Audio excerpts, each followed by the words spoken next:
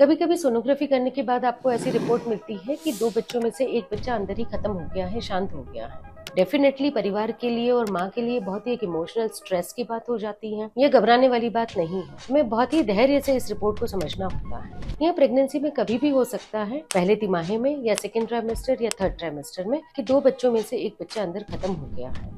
इसके कई कारण हो सकते हैं, या तो कोई इन्फेक्शन हो, या कोई कंजेनिटल एब्नॉर्मलिटी यानी बच्चे में जन्मजात विकृति हो, या फिर बच्चों के ब्लड सप्लाई में दिक्कत आ जाए। और इसमें एक बहुत जरूरी बात यह होती है कि ये कौन से प्रकार की मल्टीपल प्रेगनेंसी या कौन से प्रकार के ट्विंस है, यानी डाइकोरियोनिक डायएमनियोटिक या मोनोकोरियोनिक वाले। डाइकोरियोनिक यानी दोनों प्रेगनेंसी के सैक अलग है, उनमें प्लेसेंटा अलग है। ये मोनोकोरियोनिक प्रेगनेंसी है, यानी उसमें प्लेसेंटा एक ही होता है, एक ही प्लेसेंटा से दोनों बच्चों को ब्लड सप्लाई दिया जाता है। तो इम्पोर्टेंट ये है जानना कि इस तरह की प्रेगनेंसी के कॉम्प्लिकेशन को एक फीटल मेडिसिन एक्सपर्ट ही डील करते हैं। तो यदि डाइकोरियोनिक प्रेगनेंसी है तो दूसरे बच्चे पे असर बहुत कम होता है। हम बच्चे की एक रूटीन मॉनिटरिंग ही करते हैं, ग्रोथ स्कैन्स करते रहते हैं, बच्चा अभी अच्छा है, उसकी ग्रोथ कैसी चल रही है, ब्लड सप्लाई कैसा चल रहा है।